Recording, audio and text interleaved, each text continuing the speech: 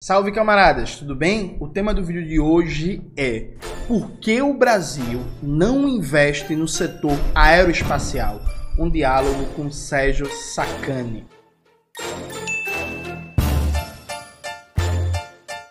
Antes de começar propriamente o tema do vídeo do canal, quero muito agradecer a você que ajuda a manter e melhorar nosso canal a partir do Apoia-se. Seu apoio é fundamental para a gente continuar o nosso trabalho. Veja, o querido Sérgio Sacani, que é o cara que faz um trabalho de divulgação científica muito importante.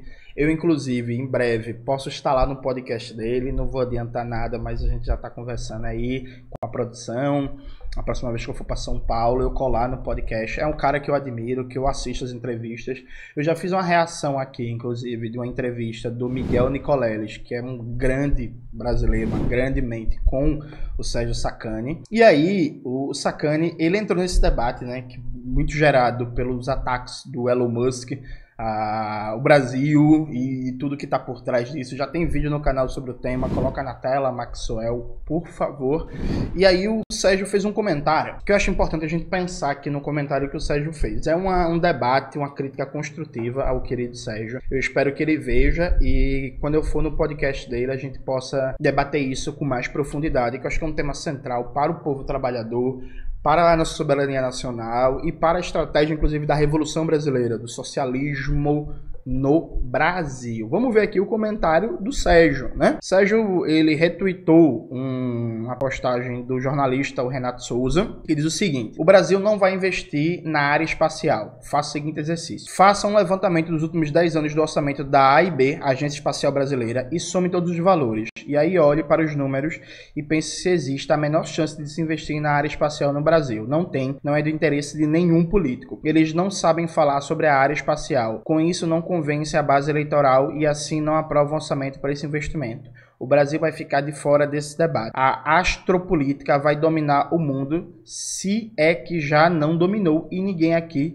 discute isso. Te incentivo como jornalista a fazer uma matéria sobre isso. O investimento na área espacial nos últimos 15 anos seria uma reportagem incrível. O Sérgio, ele aponta para um tema fundamental. Não existe investimento significativo no setor industrial aeroespacial brasileiro, nem telecomunicações, internet, 5G, nem nada disso, né? Só que aí o Sérgio vai para um sentido que os políticos não têm interesse, não sabem falar, não debatem. E aí, veja, não é por aí. Isso é uma parte pequena da explicação. Eu vou explicar isso para vocês. Vamos lá, vamos retornar aos anos 50 para entender isso. O Rui Mauro Marini, no livro fundamental que todo militante deve ler, Subdesenvolvimento e Revolução, ele faz um debate que é importantíssimo, que é: durante a Segunda Guerra Mundial, houve um desenvolvimento de tal volume da indústria estadunidense, especialmente a partir do complexo industrial de defesa, que se criou uma dinâmica de desenvolvimento de máquinas e equipamentos tão rápida que uma máquina na economia estadunidense ficava defasada antes de amortizar o seu valor. O que é que significa isso? Vamos dizer que para desenvolver uma nova máquina na produção, por exemplo, de carros, se investiu 100 milhões de reais, né? De dólares, melhor dizendo, né, gente? Estados Unidos. Enfim, 100 milhões de dólares. Aí, antes de você conseguir cobrir esse valor investido, já se desenvolveu uma máquina mais avançada, o que fez com que essa máquina de 100 milhões de dólares ficasse defasada. Então, foi um tal nível de dinâmica de desenvolvimento de máquinas e equipamentos que se criou um problema, que é, tal dinamicidade de pesquisa e desenvolvimento de máquinas e equipamentos, que a gente precisa criar um mercado de máquinas e equipamentos que já estão defasadas nos Estados Unidos, mas que ainda não pagaram seu custo de desenvolvimento, não amortizaram seu valor. Isso fez com que, a partir dos anos 50, fosse lucrativo e interessante para os Estados Unidos importar máquinas e equipamentos, fazer investimento estrangeiro direto, em que esse investimento não era para especulação ou para investimento na área do setor primário exportador, mas sim investimento estrangeiro direto na forma de fábricas, instalação de fábricas na periferia do sistema capitalista. Um exemplo paradigmático nisso é a instalação da indústria automobilística no Brasil. Mas isso não aconteceu só no Brasil, isso aconteceu no México, isso aconteceu na Argentina, em menor medida na Venezuela, no Equador, em alguns países da própria Europa Oriental, ou Europa do Leste, de África, de Ásia e por aí vai. Então veja, se criou-se um mercado aqui e o Brasil conseguiu avançar em completar a segunda fase da Revolução Industrial, né? Siderurgia, setor metal mecânico e por aí vai. Acontece que, com a era neoliberal, é muito conhecido o debate que, para resolver a crise de lucratividade do capitalismo nos países centrais, se investe muito na financiarização da economia, no fortalecimento cada vez maior do rentismo como elemento dinâmico da acumulação capitalista. Veja, isso é verdade, mas também o neoliberalismo significou para os países da periferia do sistema capitalista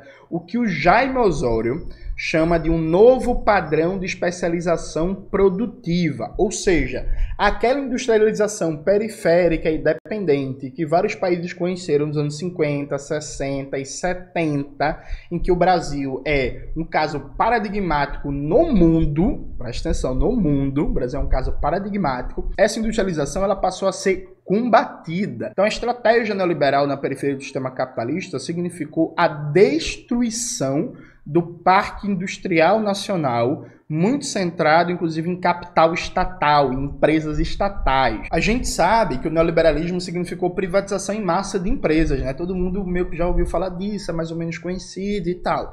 Só que o que muitas pessoas não sabem é que o Brasil, na entrada da década de 80, era um dos países mais avançados do mundo no setor de informática, viu, gente? Conversa com a galera que é mais velha, que, enfim, nos anos 80 tinha uma perspectiva de vida um pouco mais de classe média, que tem acesso a certos bens eletrônicos, que eles vão lembrar de computadores brasileiros, eles vão lembrar de tecnologia de informática brasileira.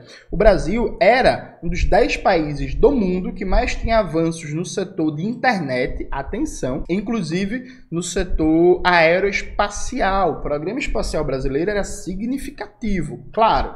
Não dava para competir com a União Soviética, não dava para competir com os Estados Unidos, não dava para competir com a Alemanha Ocidental, nem com a França, mas assim, a gente estava ali top 10, né? Abaixo dos principais países da Divisão Internacional do Trabalho, mas tinha um potencial interessante. O neoliberalismo no Brasil significou a destruição desse potencial produtivo acumulado a partir do século XX. E essa destruição, gente, não é só privatização de empresas públicas. É criar uma macroeconomia, um padrão de regulação do capital que impossibilite que surja novas tentativas de autonomia produtiva e tecnológica. Então, quando o FMI, o Banco Mundial, os Estados Unidos, no processo de instalação do neoliberalismo no mundo, recomendam disciplina fiscal, austeridade fiscal, controle dos gastos públicos, a privatização em massa de bancos de desenvolvimento.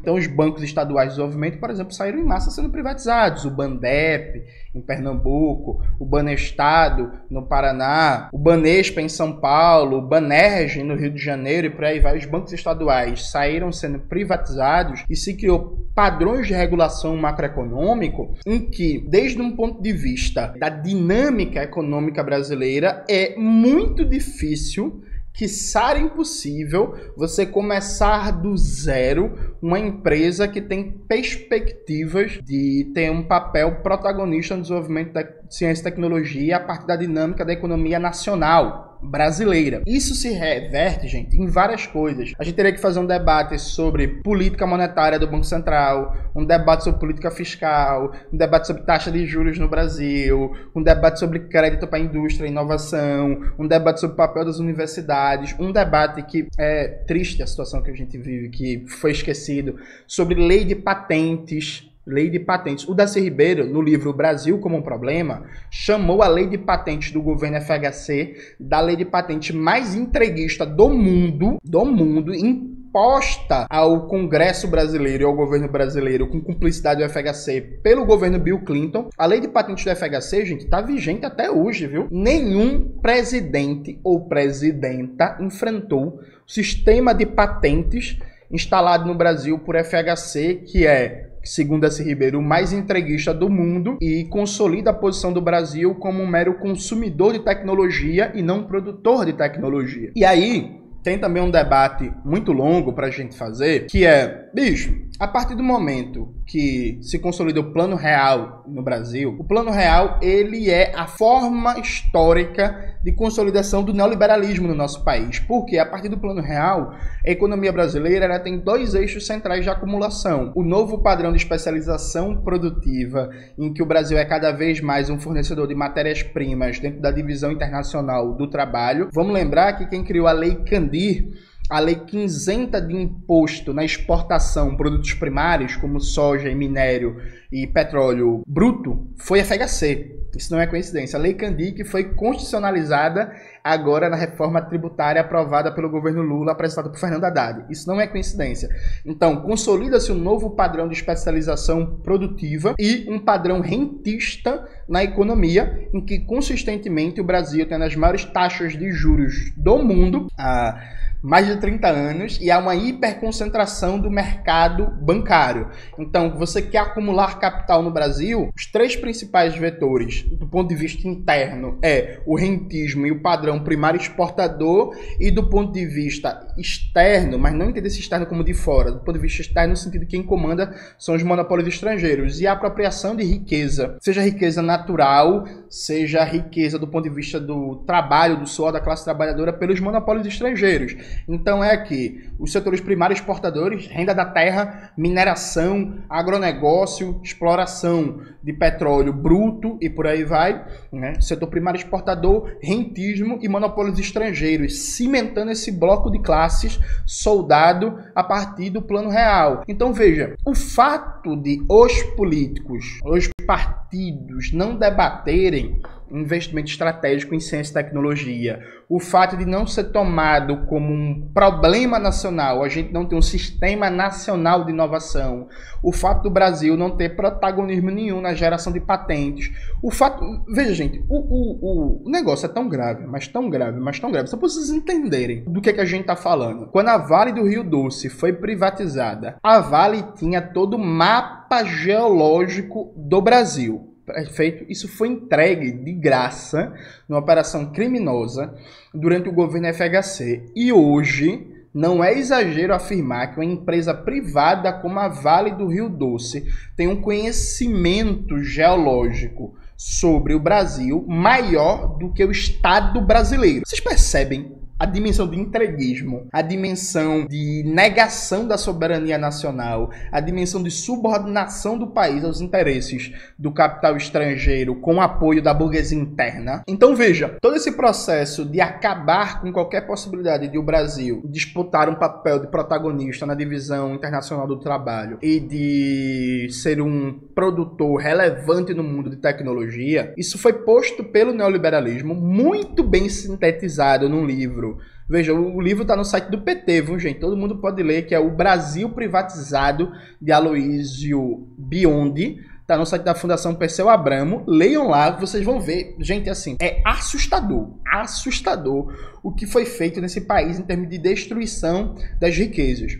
Uma outra fonte muito importante é o documentário Privatizações da Distopia do Capital, de 2014, em que, nesse documentário, além de detalhar o que foi o neoliberalismo no Brasil, tem uma fala do Márcio Postman que eu acho que a gente deveria pensar. Márcio Postman, que hoje está no IBGE. O Márcio Postman afirma que o processo de privatização no Brasil só é comparável às privatizações no desmonte da União Soviética. Assim, o grau de destruição de patrimônio público e de apropriação, de expropriação de riqueza acumulada no Brasil, na era neoliberal, só é comparável ao desmonte do setor público na União Soviética. Vocês conseguem dimensionar isso? Assim, o quanto isso é assustador, esse dado, e assim, o Márcio Postman está certo, viu, na afirmação dele. Então veja, meu queridíssimo Sérgio Sacani, o problema não são os políticos. Os políticos, os partidos, o debate no Congresso brasileiro, o debate na mídia,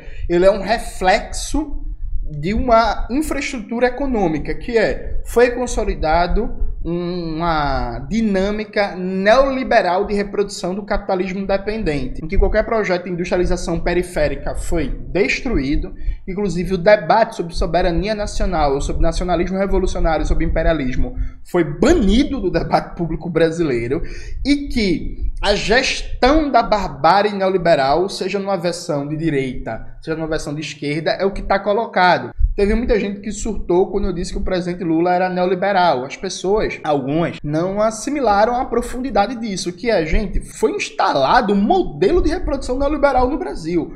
Se esse modelo está vigente, porra, quem geriu ele é neoliberal. Não, mas a correlação de força, mentira, nem tentou. Então veja, o Brasil, sim, eu concordo com você, Sérgio. O Brasil não vai ter tudo constante, nenhum protagonismo no setor aeroespacial, mas a culpa não é dos políticos, a culpa é da dependência da sua forma neoliberal, que não existe hoje a classe trabalhadora organizada e consciente para enfrentar, porque esse debate é um debate de classes. Veja, a burguesia brasileira, a classe média alta, os militares de alta patente, os jornalistas mais prestigiados, os acadêmicos mais prestigiados, insensados e com dinheiro, as elites dos partidos burgueses, esse povo todinho está muito bem acomodado a uma situação que é um vale de lágrimas para a maioria do povo trabalhador, mas a burguesia, a classe média alta vai muito bem.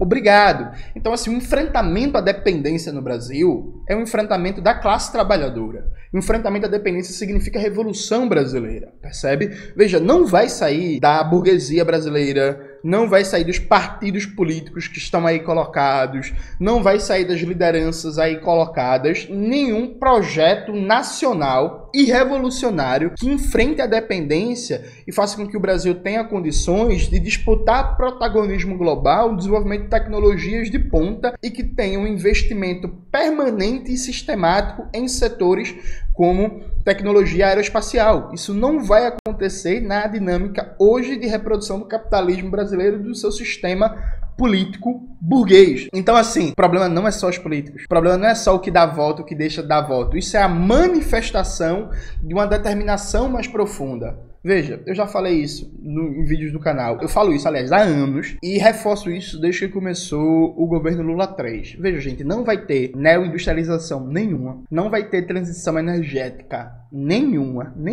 Absolutamente nenhuma. Não vai ter desenvolvimento de inteligência artificial, de 5G, de descarbonização da economia. Tudo isso é conversa. Nada disso sai do papel sem uma mudança na determinação do poder político, sem uma mudança do bloco no poder, sem um processo político de massas em que o enfrentamento à dependência e o subdesenvolvimento e, consequentemente, o padrão neoliberal de reprodução do capitalismo brasileiro seja colocado numa perspectiva de alterar a distribuição de renda, riqueza e propriedade, transformando radicalmente o poder político, ou seja, ser uma revolução. E aí, claro, a gente pode, veja, não é como, enquanto não vê a revolução, não dá para fazer nada. Dá para fazer muita coisa hoje. Só que essa muita coisa que dá para fazer é num processo político em que o horizonte está a Revolução Brasileira, que a gente consiga constituir um campo político que paute reformas estruturantes no sentido de enfrentar o domínio da burguesia e do imperialismo. Então, por exemplo, dá para derrubar o novo teto de gastos, recuperar o controle democrático sobre o Banco Central e, por exemplo, turbinar o investimento público e enfrentar a maior taxa de juros do mundo, dá, desde que a gente se proponha a constituir um campo político que tenha compromisso com esses enfrentamentos no horizonte de Revolução Brasileira. Não precisa da revolução para derrubar o novo teto de gastos, não. Mas assim, a gente só consegue derrubar o novo teto de gastos constituindo um movimento político que tenha compromisso com a revolução. Entendem a dialética aqui entre reforma e revolução, entre reforma, revolução e movimento de massas? Isso não está colocado no Brasil. Esse é o grande problema. Esse é o grande problema, porque, inclusive, a gente já teve políticos, lideranças e partidos que faziam esse debate. Eu acabei de citar, citei para vocês nesse vídeo, Darcy Ribeiro. Darcy Ribeiro era senador, né?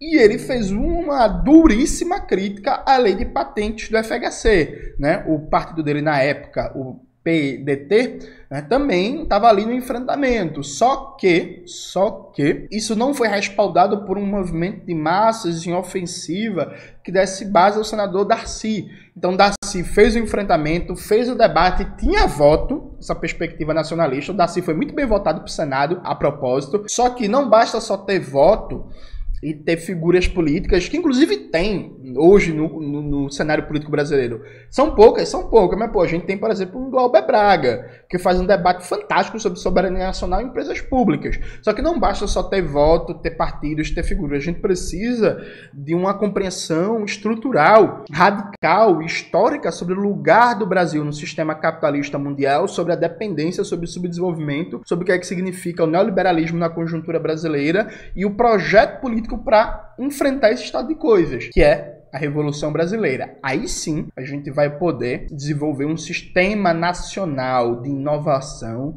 e que esteja fundamentado numa macroeconomia que garanta o desenvolvimento científico, técnico e produtivo do nosso país, para a gente não ser um mero consumidor de tecnologia, mas sim um produtor de tecnologia e de soluções criativas e inovadoras para os problemas fundamentais do nosso povo, como os problemas da urbanização, do transporte de massa e por aí vai. Enfim, só com a Revolução Brasileira, viu, Sérgio? Só com a Revolução Brasileira e com a constituição de um movimento de massas no sentido da Revolução Brasileira.